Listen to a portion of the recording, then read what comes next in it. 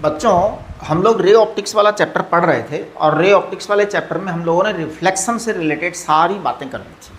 आज हम शुरू करने वाले हैं refraction.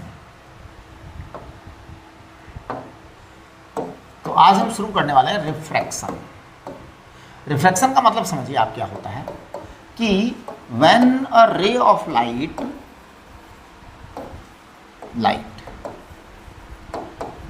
enters from one material medium, ध्यान देना, when a ray of light enters from one material medium to second one to another, है ना, to another, then क्या क्या होता है ध्यान दो, number 1, number 2, number 3, number 4। When a ray of light enters from one material medium to another, जैसे हवा से पानी में गया, पानी से कांच में गया, कांच से केरोसिन में गया, है ना, ग्लिसरीन में गया, तो अलग अलग मटेरियल हो गए, है ना। तो when a ray of light enters from one material to the another material, then speed of light changes. Speed of light changes.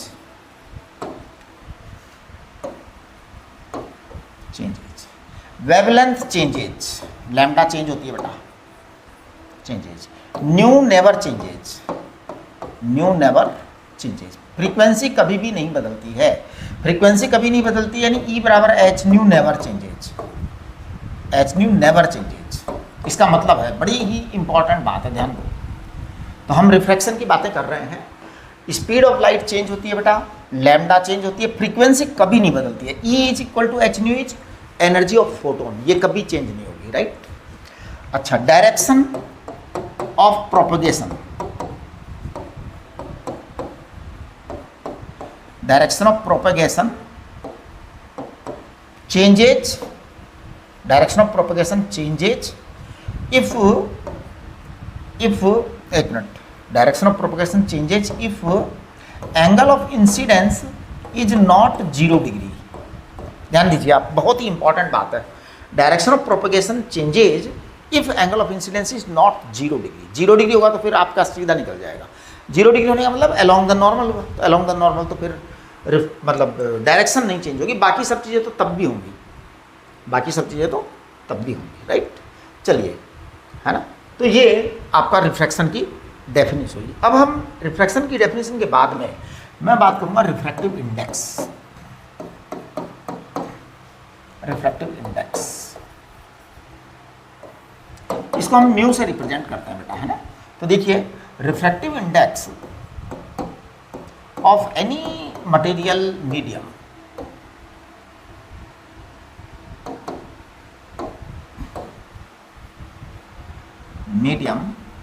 Is equal to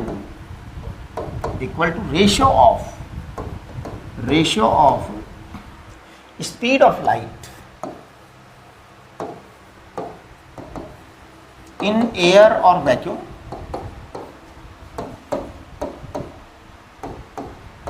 to the speed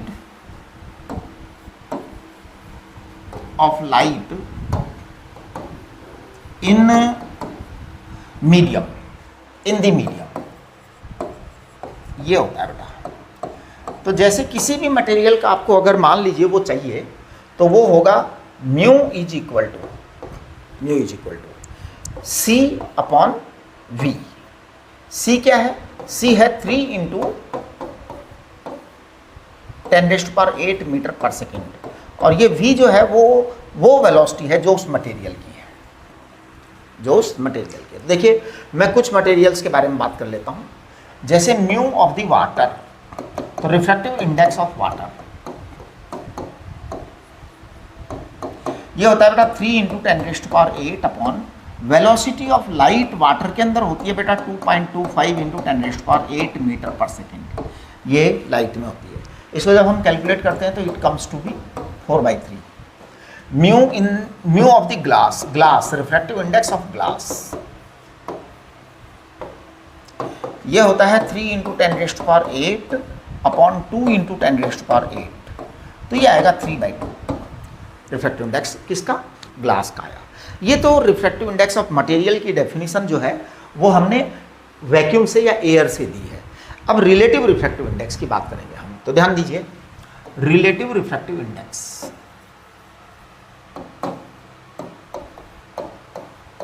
relative refractive index. तो if ray of light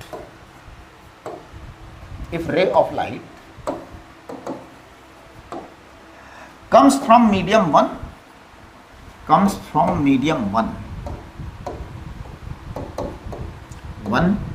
and enters to medium 2,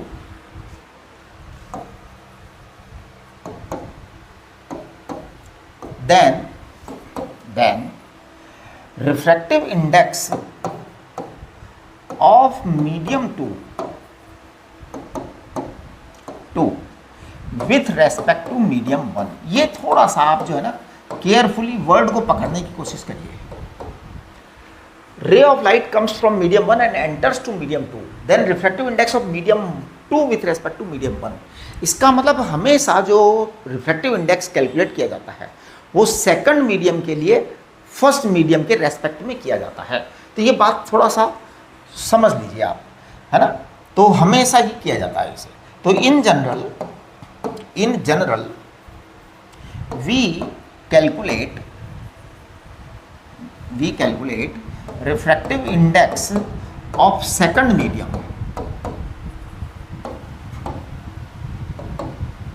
with respect to first.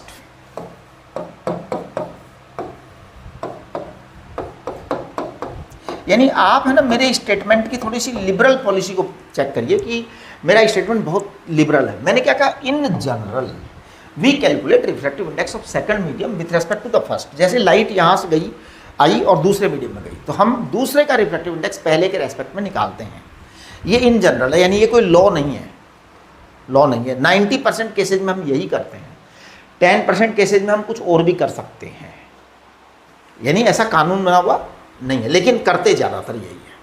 इसलिए अब हम क्या बोलेंगे इसको, हम इसको बोलेंगे refractive index from medium 1 to medium 2। इसे कहते हैं refractive index from medium 1 to medium 2।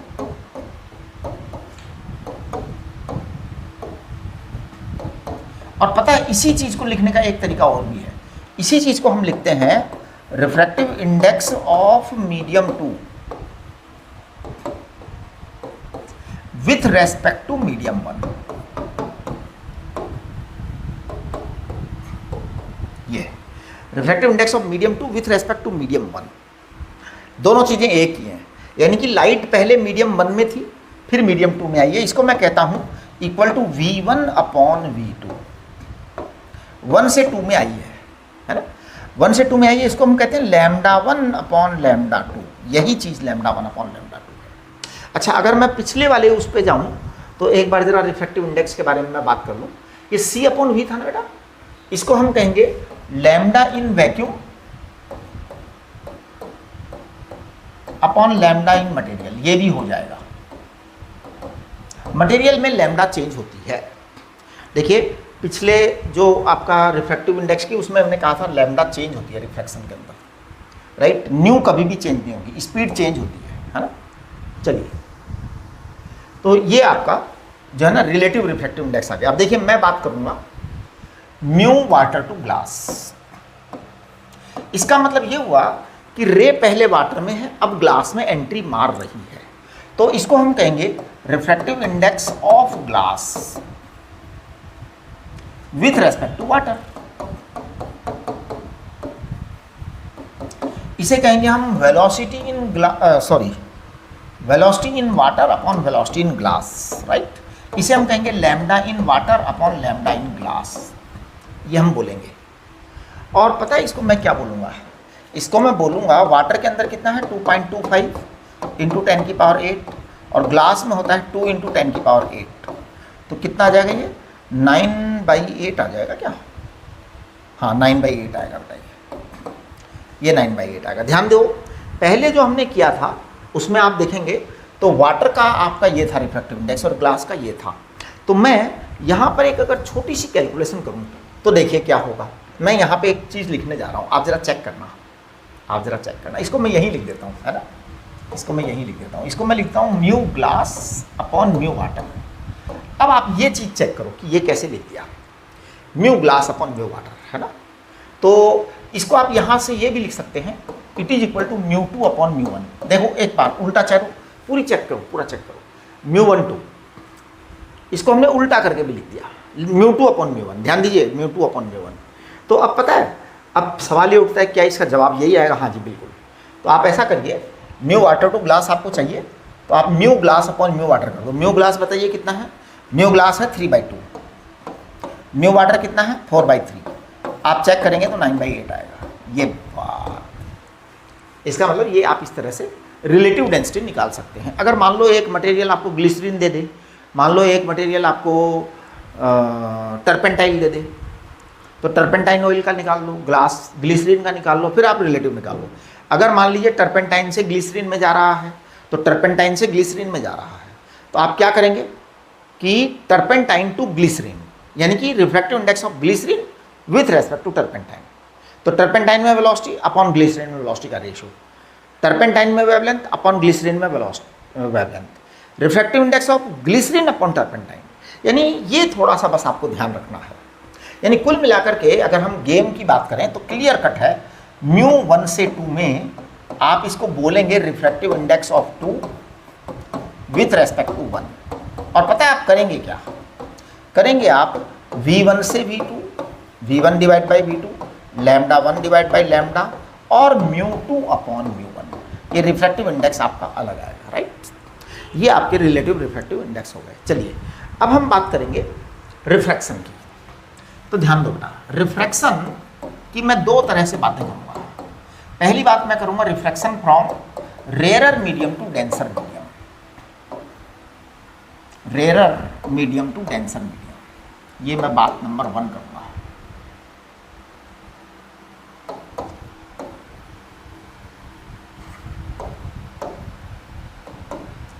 तो देखो यहां पर मान लीजिए कोई डिवाइडिंग सरफेस है जो दो मीडियम को डिवाइड कर रही है। मान लीजिए ये नॉर्मल है, इधर मान लीजिए आपका रेयरर मीडियम है। रेयरर मीडियम क्या हो सकता है? रेयरर मीडियम एयर हो सकता है। इधर क्या है? डेंसर मीडियम है। डेंसर मीडियम क्या हो सकता है? वाटर हो सकता है। इसके अलावा रेयरर मीडियम क्या हो सकता है? वाटर हो सकता है, इधर ग्लास हो सकता है ना। एयर तो इधर वाटर तो इधर ग्लास। तो डेंसर का मतलब यही होता है ना। अब होता क्या है कि जब आप रे ऑफ लाइट इधर से भेजते हैं रेयरर मीडियम में, तो यहां पर एंगल ऑफ इंसिडेंस आता है और यहां पर ये चीज नॉर्मल के पास खिसक जाती है।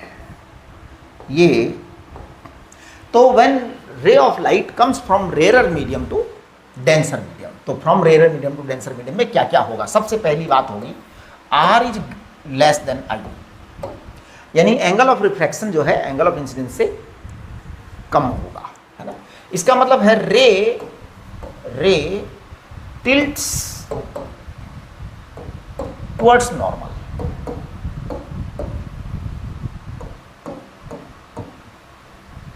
रे टिल्ट्स टुवर्ड्स नॉर्मल। नंबर 2 बात करेंगे हम, V2 is less then V1। Number 3 बात करेंगे हम, lambda 2 is less then lambda 1। हाँ जी, दूसरे मीडियम में कम हो जाएगी। चौथे नंबर पर बात करेंगे हम स्नेल्स लॉ। ये थोड़ा सा इंपॉर्टेंट है, स्नेल्स लॉ। स्नेल्स लॉ आप लोग जानते हैं, 10th क्लास में पढ़े होंगे, नहीं पढ़े तो भी कोई चिंता की बात नहीं है।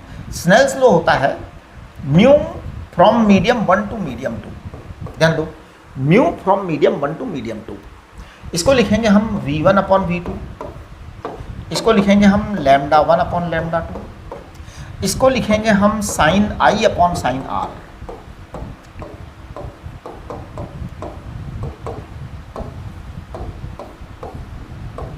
आप देखिए मैं कितनी सारी बातें लिख रहा हूं, ये सारा स्नेल्स लॉ है।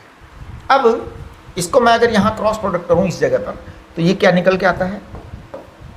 ये निकल के आता है mu 1 sine I it is equal to mu 2 sine R। ये आपका स्नेल्स लॉ है, करेक्ट। अच्छा, अब इसका वेक्टर फॉर्म भी बता दूं मैं आपको, हाथों हाथ बता दूं ना। तो देखिए vector form of Snell's law या मतलब लॉ ऑफ रिफ्रैक्शन, तो देखिए वेक्टर फॉर्म में दो लॉ बनेंगे। नंबर 1, पहला क्या है लॉ? पहला है आई कैप एन कैप यानी नॉर्मल, एंड आर कैप यानी रिफ्रैक्टेड रे। आई कैप को हम कहते हैं incident ray, direction of incident ray, N cap is direction of normal और R cap is direction of reflected ray. I cap, N cap and R cap be in same plane, ये rule है। ये क्या rule है? ये आपका rule है, B in same plane, एक ही प्लेन के अंदर होंगे। अब इसकी कंडीशन ये है, किसी भी दो का आप क्रॉस प्रोडक्ट करिए, तीसरे के साथ डॉट प्रोडक्ट करिए। तीनों एक प्लेन में हैं, तो तीनों एक प्लेन में हैं तो दो का क्रॉस प्रोडक्ट तीसरे के डॉट प्रोडक्ट के साथ जीरो होना चाहिए। तो आप चाहे ऐसे लिख दीजिए, I cap cross N cap dot R cap करिए, ये जीरो आना चाहिए। या फिर आप इसी को ऐसा कर सकते हो, N cap cross R cap dot I cap, तो भी जीरो आएगा, है ना। आप I cap cross R cap करेंगे तो I cap cross R cap dot N cap करेंगे तो भी जीरो आएगा, क्योंकि ये एक प्लेन में होने की कंडीशन यही होती है कि तीन वेक्टर्स एक ही प्लेन में होंगे अगर किसी भी दो का क्रॉस प्रोडक्ट तीसरे के डॉट प्रोडक्ट के साथ में जीरो आ जाता है। ये पहला रूल हो गया, है ना। दूसरा लॉ क्या है? दूसरा लॉ था आपका, वो था स्नेल्स लॉ। वो क्या था? μ1 sin i equal to μ2 sin r। अब देखना मैं इसको कैसे लिखता हूं, sin r। तो पता है मैं क्या लिखूंगा? मैं लिखूंगा μ1 sin i, मैं लिखूंगा i cap cross n cap, और इसको लिखूंगा μ2 n cap cross r cap, है ना। n cap cross r cap ऐसे लिख रहा हूं मैं। अब आप थोड़ा सा इस चीज को यहां पर वास्तविक रियल डायग्राम से चेक करें कि I cap cross N cap का मतलब क्या है और N cap cross R cap का मतलब क्या है। तो देखिए, देखो बेटा, ये आपका आई कैप है, इधर आपका आई कैप है, करेक्ट। तो ये आपका आई कैप है, ये आपका एन है। तो आपने ये एन कैप इधर ले लिया, आई कैप आपका इधर है, एन कैप आपका इधर है। अब आपने आई कैप क्रॉस एन कैप किया, तो I cap cross N cap किया तो आप ऐसे कर देंगे, राइट। ये आपका साइन थीटा आ जाएगा, ये आपका साइन थीटा आ जाएगा, राइट। अच्छा, अब जरा आप आर कैप और एन कैप को करें, N cap cross R cap. N cap cross R cap करेंगे ना, तो देखिए ये आपका एन कैप है, ये आपका एन कैप है, ये आपका एन कैप है। प्लीज़ एन कैप का एरो देखिए, एन कैप का एरो देखिए। सभी बच्चे आई कैप का एरो भी देख लें, आई कैप का एरो भी देख लें। हमने क्रॉस प्रोडक्ट का फॉर्मूला क्या था? आप राइट हैंड को उधर से टर्न करो तो I cap cross N cap आएगा, है ना। ये एन कैप है बेटा, और वो आर कैप है, वो आर कैप है। तो अब आप क्या करेंगे? N cap cross R cap कर रहे हैं। इसका मतलब ये डायरेक्शन और ये डायरेक्शन दोनों एक दूसरे क्या है? अपोजिट है। अपोजिट है यानी कि मुझे यहाँ क्या करना चाहिए? माइनस का साइन लगाना चाहिए। आप अपने टीचर की एक्टिविटी ध्यान रखा करो कि टीचर कर क्या रहा है। टीचर की एक्टिविटी पर ध्यान दोगे ना तो आपको चीज़ें बड़ी आराम से समझ में आएंगी। उसकी एक एक हरकत पर ध्यान दो कि क्यों कर रहा है ऐसा। देखो, मैंने यहाँ जगह छोड़ रखी थी पहले से ही, क्योंकि मुझे माइनस का साइन लगाना था यहाँ पे। ये वहाँ से आ रहा है, अपनी मर्जी से कुछ नहीं है, ठीक है। ये आपका क्या हो गया? ये हमने बात की किसके बारे में? Rare to denser medium. अब हम जरा डेंसर से रेयर की बात कर लेते हैं, है ना। चलो जी, तो next, refraction from denser to rare medium.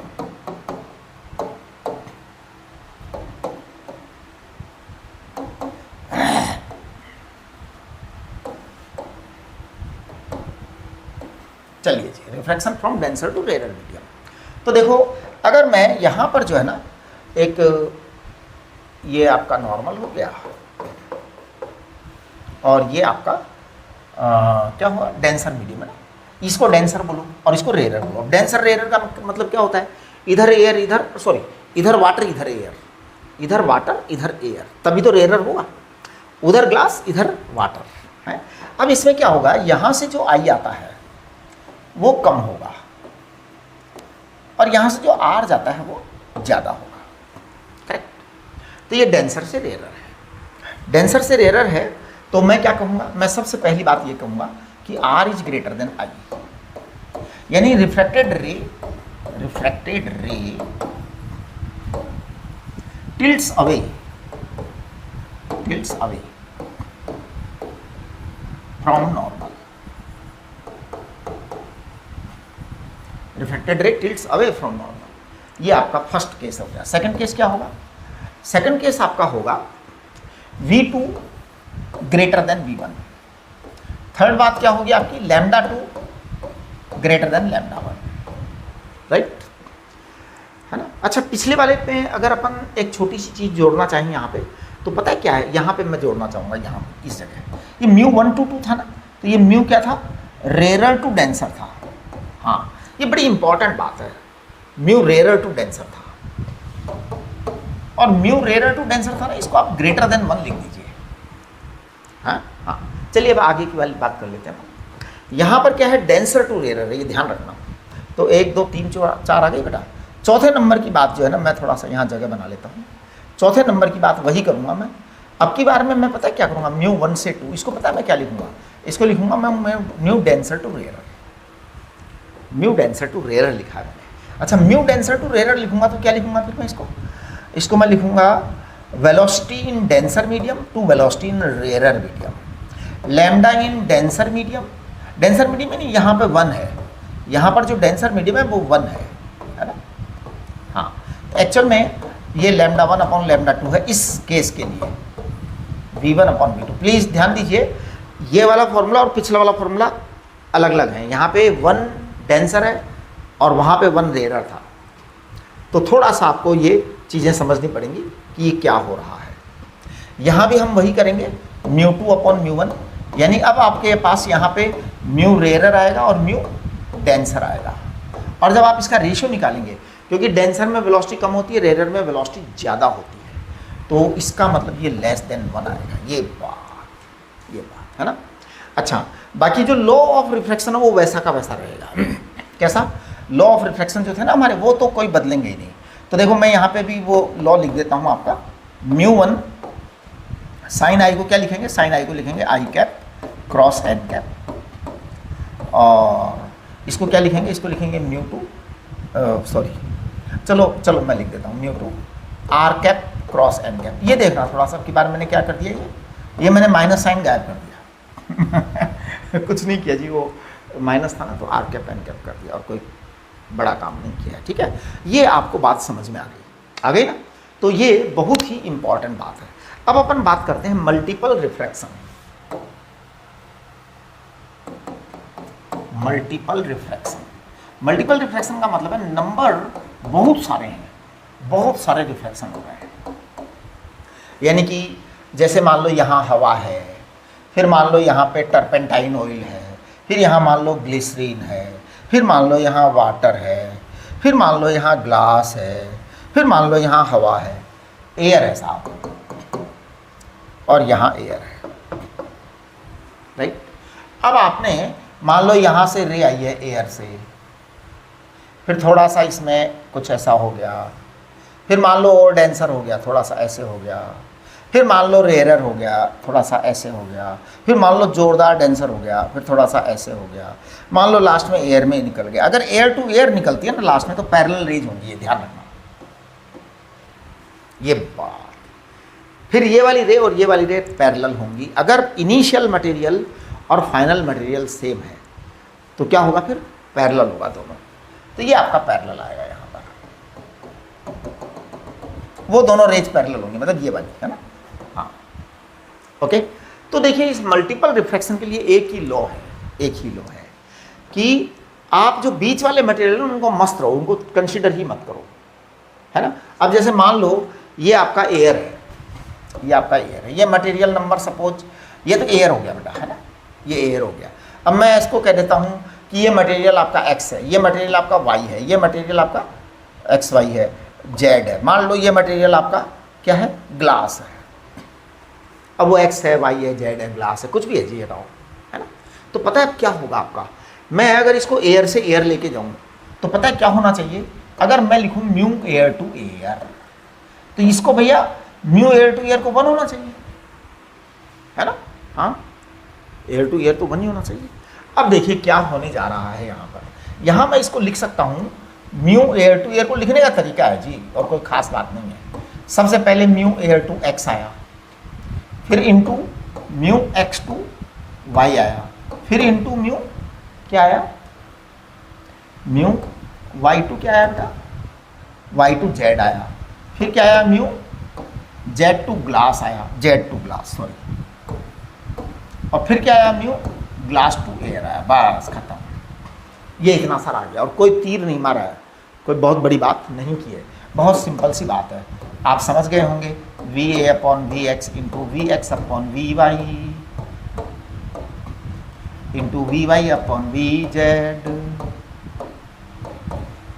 वही जी फालतू की बातें हैं, मतलब मस्ती मारनी है जी, आएगा आपका मन।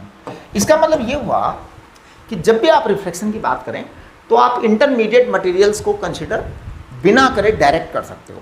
जैसे आपके पास मान लो 100 मटेरियल दे दिए लाइन से, तो आप पहले वाले को देखो, लास्ट वाले को देखो, अपना रिजल्ट निकाल लो, बीच में क्या है उससे कोई मतलब नहीं है, राइट। ये हमेशा ऐसा ही होगा। तो जैसे मान लो चलो खैर अभी इसके बारे में ज़्यादा बात करने का कोई फ़ायदा नहीं है, ये केवल मैंने आपको बता दिया। इस तरह के सवाल आते हैं, ये है ना, जेईई मेन में पूछते हैं, एडवांस में पूछते हैं, तो वो क्या करते हैं कि आपको एक दे देंगे, बहुत सारे दे देंगे, और लास्ट में वो पता है क्या करेंगे, कभी कभी आपको यहाँ का और यहाँ का पूछेंगे, यहाँ का, हाँ, यहाँ का आपको एंगल ऑफ रिफ्रैक्शन पूछेंगे इस मटेरियल में।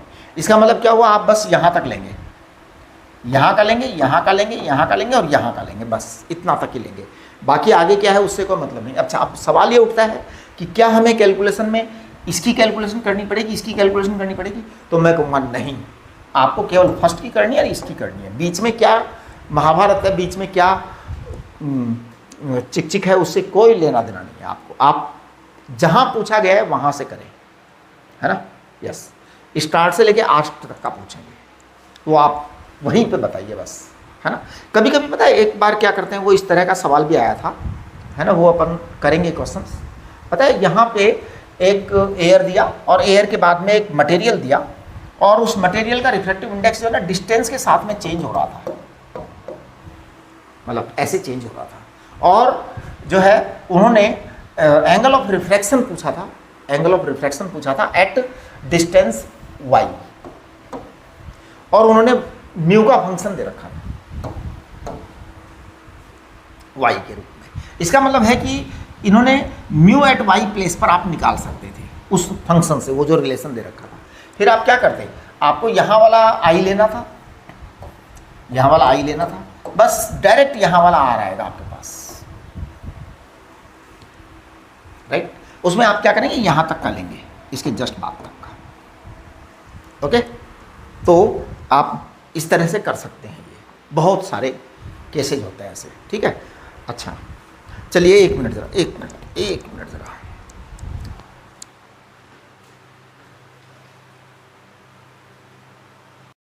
हाँ जी। तो अब अपन बात करेंगे एपरेंट डेप्थ की। देखिए एपरेंट डेप्थ क्या होती है वो मैं आपको समझाता हूँ।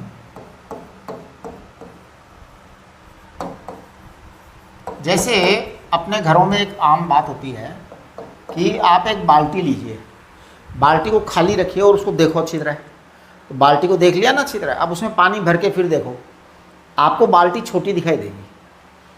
यानी खाली बाल्टी देख ली और फिर पानी भर कर के देख ली तो आपको लगेगा कि बाल्टी छोटी हो गई, जबकि ऐसा बिल्कुल नहीं है। तो ये एपरेंट डेप्थ होती है। अब एपरेंट डेप्थ क्या है कि दो तरह से मेजर करते हैं हम। एक तो ये होता है if seen close to the normal, ध्यान दो, if seen close to the normal, और if seen away from normal. अब मैं इसका आपको बताता हूँ क्या है चक्कर, अवे फ्रॉम नॉर्मल। तो सबसे पहले अपन बात करते हैं कि if we are viewing the depth close to the normal, तो देखिए कैसे देखेंगे हम नॉर्मल के पास में से। ध्यान दो, मान लीजिए ये कोई पानी का टैंक है या जो भी है, चलो पानी का टैंक मान लेते हैं ना। अब इसमें मान लीजिए पानी का टैंक यहां तक भरा हुआ है,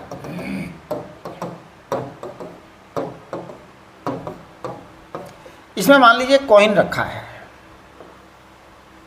ना।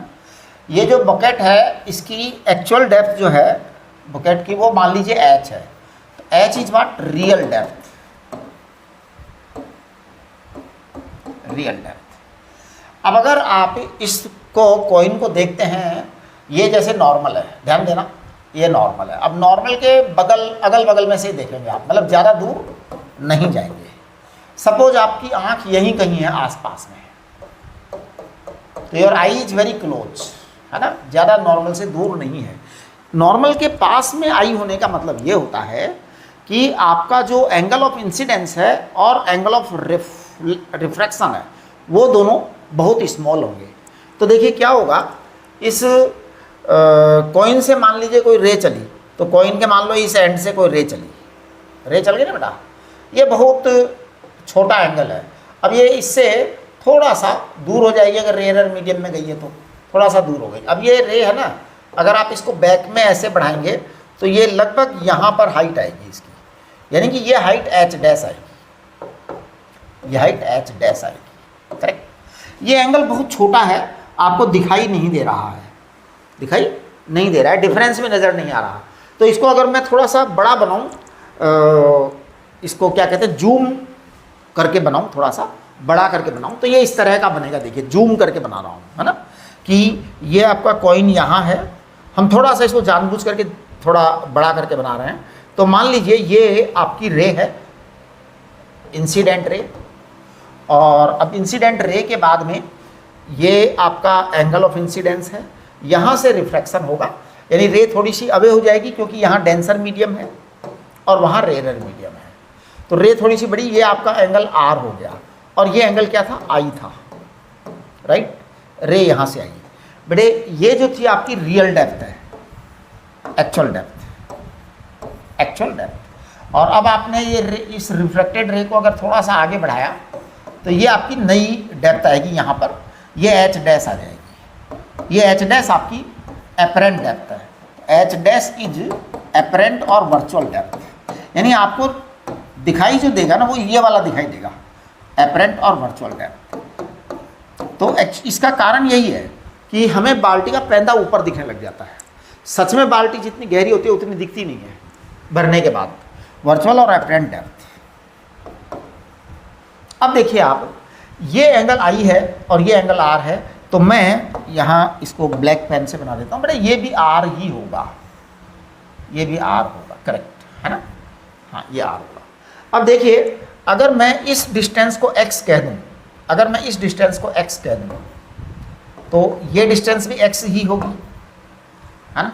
तो देखिए मैं क्या करने वाला हूँ, मैं यहाँ पे ये कहने वाला हूँ कि टेंजेंट आई बराबर होगा x अपॉन h, और टेंजेंट r बराबर होगा x अपॉन h डैश। ये टेंजेंट r आएगा, देखिए x अपॉन h डैश, ये टेंजेंट r, ये x है और ये h डैश है, और ये टेंजेंट आई, ये x है और ये h है, तो इस तरह से आएगा, राइट। इसको हम अप्रोक्सीमेटली साइन आई कह सकते हैं, और इसे हम अप्रोक्सीमेटली साइन r कह सकते हैं, क्योंकि वेरी स्मॉल है ना, इसलिए ऐसा कह सकते हैं, राइट। अब आप देखिए जब ऐसा हो गया है तो मैं यहाँ पर एक चीज़ कहने वाला हूँ आपसे कि जब हमारे पास में ये चीज़ आ गई है तो हमने कहा एच पर स्नेल्स लॉ, क्या, μ1 sine I equal to μ2 sine R, ये स्नेल्स लॉ के अकॉर्डिंग है, करेक्ट। अब μ1 कितना है आपका, μ1 आपका मान लो ये डेंसर मीडियम है ना, डेंसर मीडियम है। साइन आई की जगह आप ये लिख दीजिए x अपॉन एच, ओके, तो क्या आ जाएगा ये, और μ2 आपका रेयर मीडियम का है, रेयर मीडियम का है, साइन आर की जगह लिख दीजिए x अपॉन एच डैश। तो आपके पास में एच डैश की वैल्यू आ जाएगी, है ना। एच डैश की वैल्यू क्या आएगी आपके पास, ज़रा चेक करो। एच डैश की वैल्यू आएगी H into mu rarer upon mu denser. अब देखिए ये क्या है आपका, जो वो है ना ऑब्जर्वर, ये रेरर मीडियम में है और ऑब्जेक्ट जो है वो डेंसर मीडियम में है। ऑब्जेक्ट इज द कॉइन, है ना। तो देखो if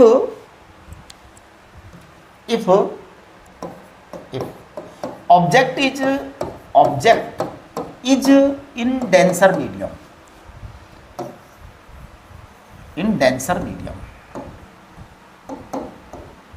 object is in denser medium, then H dash क्या है आपका, आंसर आ गया वहां पे। उसको मैं लिख रहा हूं थोड़ा सा अरेंज करके, mu R upon mu D. और पता है मैं इसको क्या लिखूंगा, फिर मैं इसी को लिखूंगा एच डैश बराबर H upon mu D upon mu are.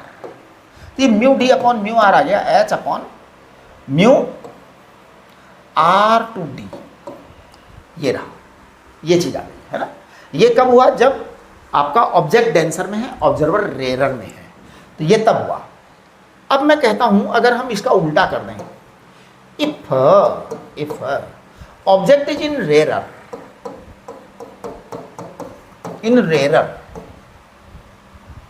And observer in denser medium, यानी आंख पानी के अंदर हो और जो ऑब्जेक्ट है वो हवा में हो, तब क्या होगा, observer in denser medium, then कुछ नहीं, कोई प्रॉब्लम नहीं, वही होगा, आंसर वही आएगा, एच डैश बराबर एच, बस यहां बदल जाने वाला है, म्यू आपका डेंसर टू रेरर हो जाएगा, बस इतना सा ही अंतर बढ़ने वाला है, राइट। ये चीज़ हो गई। चलिए अब मैं आपको इसमें एक बहुत इंपॉर्टेंट चीज़ बताता हूं, और वो मैं बताऊंगा आपको क्या, वो मैं आपको बताऊंगा फिश बर्ड प्रॉब्लम। एक्चुअली बहुत सारी ये वाली प्रॉब्लम होती है ना, फिश बर्ड प्रॉब्लम।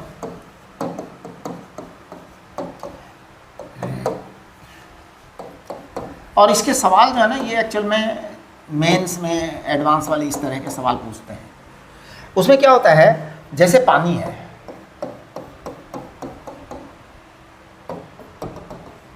पानी के अंदर एक फिश होती है बेटा, एच डेप्थ पर, तो एच डेप्थ पर एक फिश होती है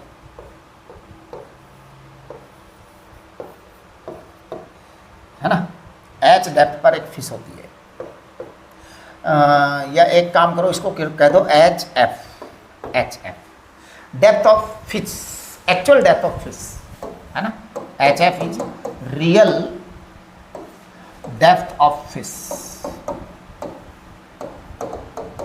ये है करेक्ट। अच्छा, अब यहां पर एक बर्ड है, यहां पर क्या है, एक बर्ड है, चिड़िया है ना। मेरे को बर्ड को बर्ड ही लिख देता हूँ, चिड़िया बनाना मेरे को आता नहीं है। अब ये मान लो ये एच बर्ड है from the surface of water, है ना। तो H bird is real height of bird, real height of bird, आप समझ रहे हैं, ये तो आपको रियल में दे रखा है। अब हम एक बार बर्ड की आंख से फिश को देखेंगे, फिर फिश की आंख से बर्ड को देखेंगे, आप समझ रहे हैं। तो सबसे पहले मैं फिश को देख रहा हूं बर्ड की आई से, है ना। तो देखिए हम लिखेंगे यहां पे distance of fish as observed by bird, तो इसे कहेंगे distance of fish as seen by bird. तो bird is where, in rarer medium, fish is in denser medium. तो मैं कहूँगा कि बर्ड वाली जो हाइट है वो तो एक्चुअल रहेगी, क्योंकि सेम मीडियम में है बर्ड, है ना। और फिश वाली हाइट चेंज होगी, तो हम क्या कहेंगे इसको हम कहेंगे एच एफ फिश वाली हाइट, वो सॉरी डेप्थ अपॉन म्यू को क्या बोलेंगे हम, रेरर टू डेंसर बोलेंगे, आप देखिए पिछली बार हमने रेरर टू डेंसर ही बोला है। कहाँ से, देखो ये रहा, ये बेटा, ये था if object is in denser medium, तो आपका रिजल्ट ये था। If object in rarer medium, तब आपका रिजल्ट ये था। Denser to rarer, rarer to denser, है ना। हाँ, और आपको पता ही है कि क्या चीज़ क्या होती है ना, कि म्यू रेरर टू डेंसर क्या होता है, डेंसर टू रेरर क्या होता है। यहाँ मैं बता देता हूँ, देखो आपको, जैसे ये म्यू रेरर टू डेंसर का मतलब क्या है। म्यू रेरर टू डेंसर का मतलब है mu denser upon mu rarer, ये होता है mu rarer to denser, right. चलिए, तो म्यू रेरर टू डेंसर का मतलब आपको पता ही है, पहले से ही पता है। ये आपका क्या हुआ, distance of fish as seen by bird, as seen by bird, right. अब अगर हम इसकी वेलोसिटी निकालना चाहें तो भैया वेलोसिटी निकालना चाहते हो डिफरेंशिएट कर दो। ये सब तो अब आपको एक्सपर्ट हो जाना चाहिए इन चीज़ों में। किसी की वेलोसिटी निकालनी है, डिफरेंशिएशन कर दो पोजीशन का। एक्सेलरेशन निकालनी है, वेलोसिटी का डिफरेंशिएशन कर दो, या पोजीशन का 2 बार डिफरेंशिएशन कर दो तो वेलोसिटी आ जाती है, राइट। चलिए, इसके बाद में मैं बात करूँगा, या चलो इसी के अंदर बात कर लेते हैं अभी। आपका जो है ना अब कि position of bird as seen by fish, तो distance of bird as seen by fish, तो हम बात करेंगे distance of bird as seen by fish, यानी मछली अपनी आंख से बर्ड को देखेगी तो क्या होगा, कुछ नहीं, वही बात करेंगे हम। तो सबसे पहले एज ऑफ द फिश, इसको हम फिक्स रख देंगे क्योंकि ऑब्जर्वर अब की बार में पानी के अंदर है, और तो उसकी वाली जो डिस्टेंस होती है ना, सेम मीडियम की डिस्टेंस, वो तो वही रहती है। अब उसकी बर्ड वाली चेंज होगी, अब बर्ड वाली चेंज होगी, लेकिन अब की बार में आपका ये म्यू d2 आ रहेगा। मतलब ये हुआ कि ऑब्जर्वर से ऑब्जेक्ट तक जाएगी, वो वाला लेना है आपको, समझ गए। ये आपके क्वेश्चंस हैं काफ़ी सारे, जब आप करेंगे तो हो जाएंगे। आपको वेलोसिटी चाहिए, डिफरेंशिएट कर लो, है ना। Velocity of bird with respect to fish आएगी, ध्यान रखना। वेलोसिटी ऑफ बर्ड आपको अलग दे रखी होगी, वेलोसिटी ऑफ फिश आपको अलग दे रखी होगी, वो निकालिए आप, ठीक है। ये रिलेटिव वेलोसिटी वाले कंसेप्ट तो सारे 11वीं क्लास वाले कंसेप्ट हैं। चलिए, अब अपन बात करेंगे apparent shift. Apparent shift,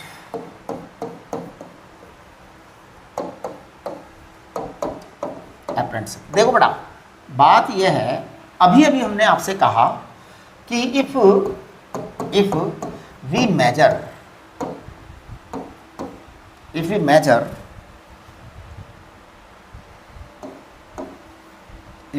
a depth or thickness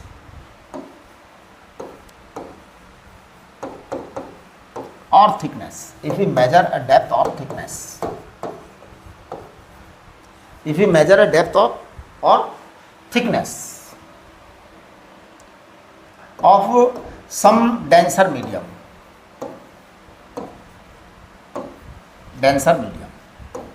किसी डेंसर मीडियम का आप जो है ना वो मेजर कर रहे हो डेप्थ, तो आपको मैं बताऊं कि टी जो है वो अगर एक्चुअल थिकनेस है, टी अगर एक्चुअल थिकनेस है, टी डैश जो है वो एपरेंट थिकनेस है।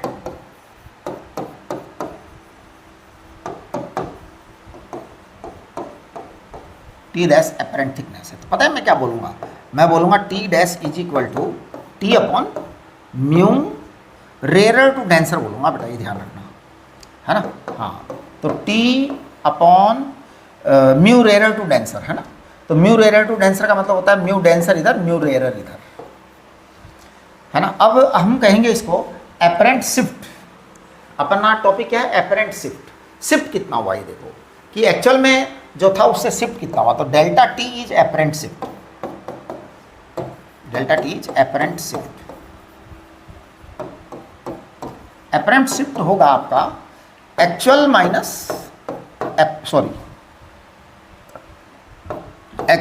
एपरेंट, तो ये T minus T upon mu rarer to denser, ये आया। अच्छा, अब एक बात ये है कि आपका जो है ना टी अगर आप कॉमन ले लेते हैं तो ये आ जाएगा 1 upon mu rarer to denser, ये चीज़ आ गई, ये आपका एपरेंट शिफ्ट आ गया। अगर मान लीजिए आपके पास एक से ज़्यादा मटेरियल हो और उनकी अलग अलग थिकनेस हो, तो फिर क्या करेंगे आप। जैसे मान लो ये आपका हवा है, ऊपर एयर है, फिर आपके पास एक मटेरियल है जिसका रिफ्रैक्टिव इंडेक्स μ1 है और इसकी थिकनेस T1 है, दूसरा मटेरियल है जिसका रिफ्रैक्टिव इंडेक्स μ2 है, इसकी थिकनेस T2 है, और तीसरा मटेरियल ऐसा है जिसकी थिकनेस T3 है और रिफ्रैक्टिव इंडेक्स μ3 है। तो इसके अंदर अगर आप एपरेंट शिफ्ट निकालना चाहेंगे तो कैसे निकालेंगे? देखिए, सबसे पहले मैं इसकी एपरेंट डेप्थ और एक्चुअल डेप्थ बता देता हूँ। अगर आपके पास ऐसा सीन है कि ये μ1 μ2 μ3 रिफ्रैक्टिव इंडाइसेस हैं विथ रेस्पेक्ट टू एयर, यानी रेयर के रेस्पेक्ट में लिया है हमने, तो कुछ नहीं करना आपको, बड़ा सिंपल है। μ1 जो है आपका वो है μ एयर टू 1, यानी सब कुछ एयर के रेस्पेक्ट में है ना।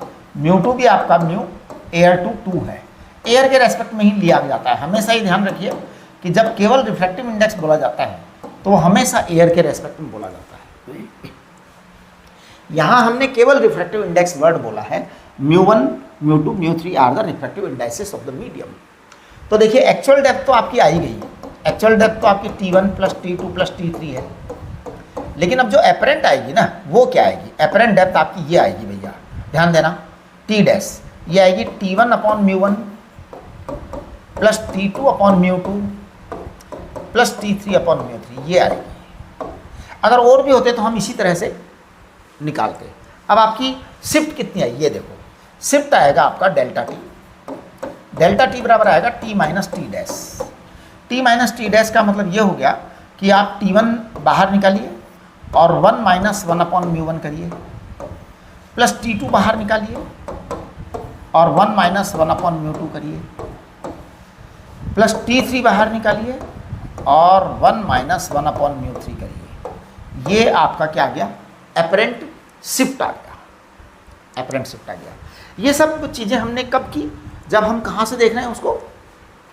हम उसको नॉर्मल से देख रहे हैं। लेकिन अगर हम थोड़ा दूर से देखें तो, यानी कि जैसे मान लो ये आपका पानी का लेयर है, नीचे यहाँ पानी है, ऊपर हवा है, ऊपर हवा है। अब मान लो यहाँ पर कोई ऑब्जेक्ट रखा है, कोई फिश है या कोई भी ऑब्जेक्ट है, व्हाटएवर भी, कुछ है यहाँ पर, कुछ है यहाँ पर, है ना। एक तो इसके ऊपर से देखो आप, यहाँ से, तो यहाँ से देखो वो वाला केस हमने कर लिया, वो केस हम कर चुके हैं। अब हम बात कर रहे हैं कि अगर मान लो देखने वाले की आंख यहाँ है, थोड़ा सा मतलब जो है ना पोजीशन बिगाड़ करके देख रहा है कि वो सीधा सीधा नहीं देख रहा, आंख यहाँ पर है। अब क्या होगा? Now the observer is not on normal position. इसका मतलब ये निकलता है कि अब आपका जो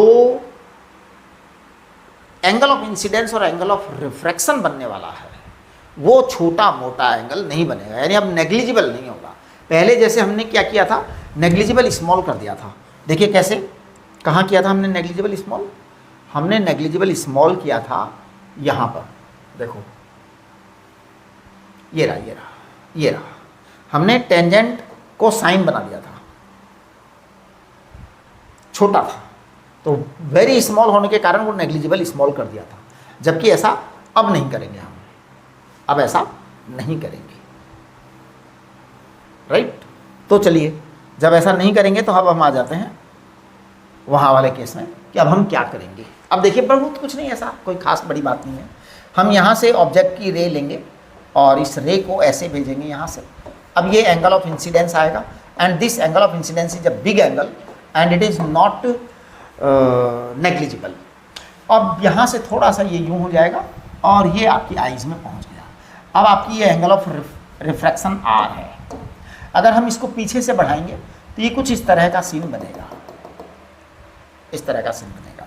अब हम इसको कह सकते हैं कि अच्छा, इसमें एक चीज़ और है कि एक रे से काम नहीं चलता, दो रेज लेते हैं एक ही जगह से, तो वो दो अलग अलग रेज ले लेते हैं। जैसे मान लो इसके पास से थोड़ी सी एक रे और ले लेते हैं थोड़ी सी, तो ये इस तरह से जाएगा, राइट। अब ये रे यहाँ से जाएगी, यहाँ पे मिलेगी, फिर इसको बैक करूँगा तो ये रे यहाँ पे मिलेगी। ये कुछ अलग पोजीशन भी हो सकती है, यानी ये कोई ज़रूरी नहीं कि उसी हाइट पर मिले, ये हो सकता है यहाँ पर ही मिल जाए। मतलब ये तो डायग्राम जो है ना अपन जो बनाते हैं वो कभी भी सही नहीं बन पाता। ये आपकी अलग अलग पोजीशन भी हो सकती है, मैं आर्बिट्रेरी पोजीशन ले रहा हूँ, राइट। अब देखो ये आपकी एक्चुअल डेप्थ है h और ये आपकी h डैश है, तो समझने की कोशिश करो। ये h डैश है, यहाँ से ये एक्चुअल डेप्थ है और यहाँ पे h डैश है। ये यहाँ से डिस्टेंस को मैं b मान लेता हूँ और यहाँ वाले डिस्टेंस को मैं a मान लेता हूँ। ऐसा तो मैं मान ही सकता हूँ, है ना।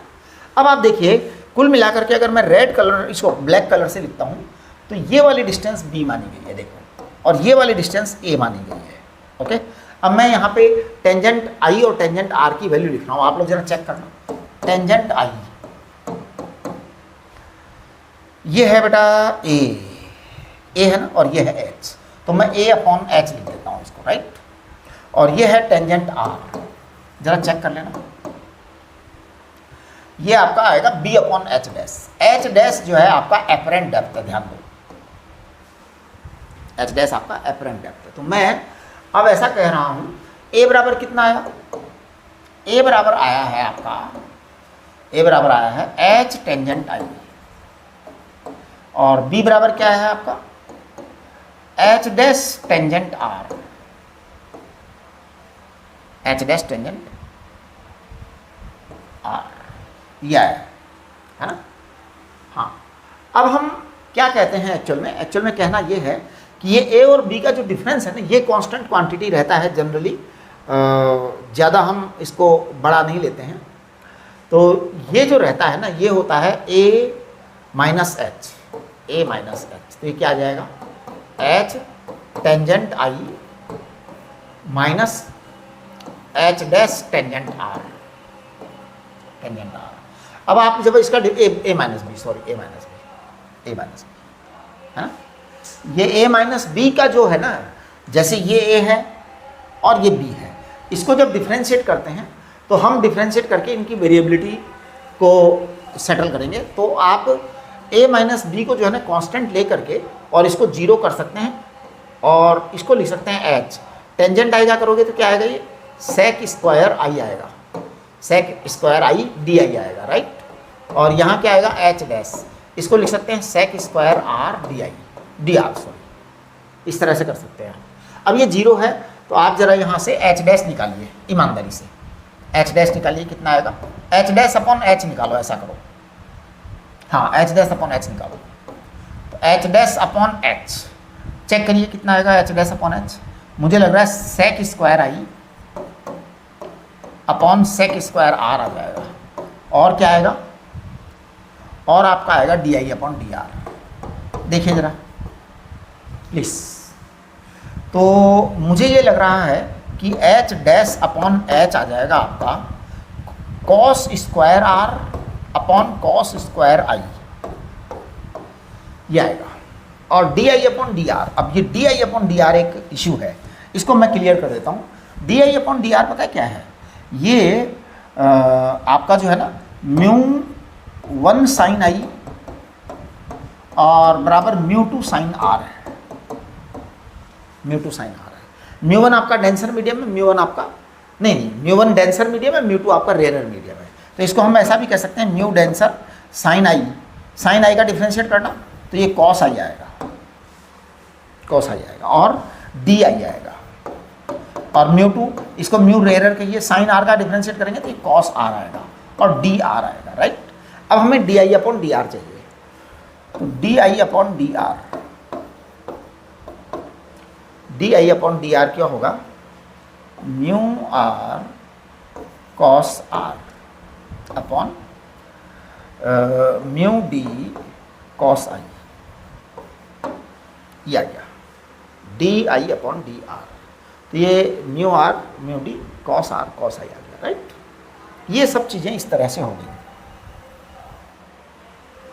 अब देखो आप यहाँ पे D I upon D R की वैल्यू रखो ईमानदारी से, तो आपके पास क्या आ जाएगा बताओ, आपके पास आएगा mu rare cos R upon mu denser cos I. ये चीज़ आपको रिजल्ट ये निकल करके आएगा कब, जब आप दूर से देखेंगे, मतलब not exactly close to the normal. तो आपके पास में ये आएगा h डैश अपॉन h बराबर cos upon cos cube I, और ये आ जाएगा आपके पास mu R upon mu D. ये अगर आपको कोई मान लो कोई क्वेरी है, कोई चीज़ समझ में नहीं आ रही है, कुछ कम समझ में आ रहा है, तो आप जो है पूछ सकते हैं, आप पूछ सकते हैं, जूम सेशन में पूछ लीजिएगा, राइट। चलिए ठीक है, तो ये आपका जो है ना प्लेन सरफेस से रिफ्लेक्शन की बात हुई है। इसके ऊपर बेस्ड कुछ क्वेश्चंस हम करेंगे, और कुछ क्वेश्चन करके फिर ये एक्सप्लेन हो जाएगा, उसके बाद हम refraction from the curved surface करेंगे। ठीक है, चलिए नमस्ते।